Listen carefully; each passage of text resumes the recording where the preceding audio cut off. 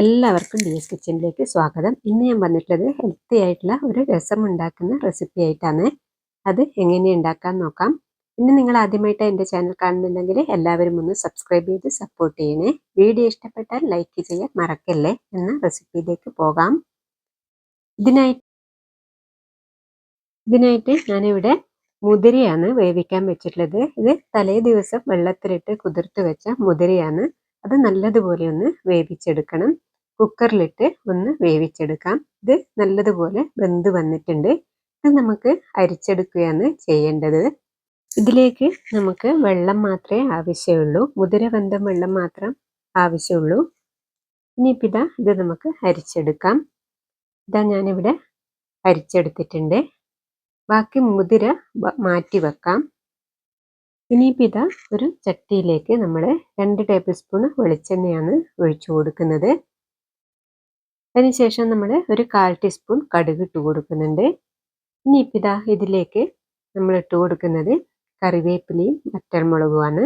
ഇതും കൂടി ഇട്ട് ഒന്ന് റോസ്റ്റ് ചെയ്തെടുക്കാം. കടുക് പൊട്ടി വന്നതിന് ശേഷമാണ് കറിവേപ്പിലയെല്ലാം ഇട്ട് കൊടുക്കേണ്ടത്.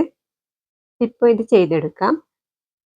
കറിവേപ്പിലയും പച്ചമുളകും ഒന്ന് പൊട്ടി വന്നതിന് ശേഷം അതിലേക്ക് നമ്മൾ ഇട്ട് കൊടുക്കുന്നത് ചെറിയ ജീരകം, കുരുമുളക്, വെളുത്തുള്ളി, ഇഞ്ചി, ഉലുവ, കായം ഇതെല്ലാം മിക്സിൻ്റെ ചെറിയ ജാറിലൊന്ന് ചതച്ചെടുത്തിട്ടുള്ളതാണ് ഇട്ട് കൊടുക്കുന്നത്.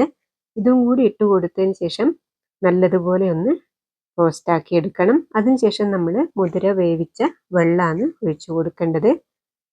ഇത് ഒഴിച്ചു കൊടുത്തതിന് ശേഷം ഇതിലേക്ക് നമുക്ക് ആവശ്യമുള്ള പുളിയും കൂടി പിഴിഞ്ഞൊഴിച്ചു കൊടുക്കണം.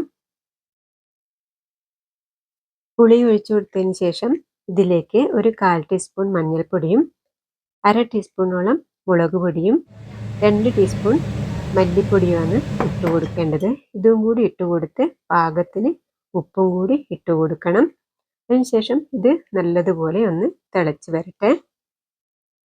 ഞാനിപ്പോൾ ഈ വെള്ളത്തിലേക്ക് കുറച്ച് കായപ്പൊടി കൂടി ഇട്ട് കൊടുക്കുന്നുണ്ട്. ഇനി നല്ലതുപോലെ ഇതൊന്ന് തിളച്ച് വരട്ടെ. തിളച്ച് വന്നതിന് ശേഷം നമ്മൾ ഇതിലേക്ക് ഇട്ട് കൊടുക്കുന്നത് ഒരു തക്കാളിയാണ്. തക്കാളിയും കൂടി ഇട്ട് കൊടുത്തതിന് ശേഷം ഇതൊന്ന് എല്ലാം കൂടി ഒന്ന് തിളച്ച് വെള്ളമെല്ലാം ഒന്ന് ആറി വരട്ടെ. എല്ലാം കൂടി ഒന്ന് തിളച്ച് വെന്ത് സെറ്റായി വന്നിട്ടുണ്ട്. ഇനി നമുക്ക് ഇതിലേക്ക് ലാസ്റ്റ് കുറച്ച് മല്ലിയിലയാണ് ഇട്ട് കൊടുക്കേണ്ടത്. അതും കൂടി ഇട്ട് കൊടുത്തതിന് ശേഷം നമുക്ക് ഗ്യാസ് ഓഫ് ചെയ്യാം. ഇതാ നമ്മളെ ഹെൽത്തി ആയിട്ടുള്ള രസം ഇവിടെ റെഡി ആയിട്ടുണ്ട്. നിങ്ങൾ എല്ലാവരും ട്രൈ ചെയ്ത് നോക്കിക്കോളൂ കേട്ടോ. ഇനി നമ്മൾ ചെയ്യേണ്ടത്, നമ്മൾ ഇതിൻ്റെ വെള്ളം മാത്രമേ എടുത്തിട്ടുള്ളൂ. മുതിര ബാക്കി വെച്ചിട്ടുണ്ട്. ഇനി അത് നമുക്ക് കളയാതെ തന്നെ നമുക്ക് എടുക്കാം. അതൊരു തോരൻ ഉണ്ടാക്കിയെടുക്കാം. ഇതാണ് ഞാൻ മാറ്റി വെച്ചത്. ഇനിയിപ്പോൾ ഒരു പാനിലേക്ക് സവാളയും ചെറുതായി മുറിച്ച ഇഞ്ചിയും കറിവേപ്പിലയും 1 ടേബിൾ സ്പൂണോളം വെളിച്ചെണ്ണയും കൂടി ഇട്ട് കൊടുത്ത് അത് റോസ്റ്റാക്കി എടുക്കണം. അതൊന്ന് റോസ്റ്റായി വന്നതിന് ശേഷം അതിലേക്ക് നമ്മൾ മാറ്റി വെച്ച മുതിരയാണ് ഇട്ട് കൊടുക്കേണ്ടത്.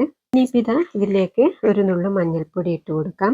കുറച്ച് കുരുമുളക് പൊടിയും കൂടി ഇട്ട് കൊടുത്ത് അതിനുശേഷം നമ്മൾ മാറ്റി വെച്ച മുതിരയിട്ട് ഒന്ന് ഡ്രൈ ആക്കി എടുക്കണം.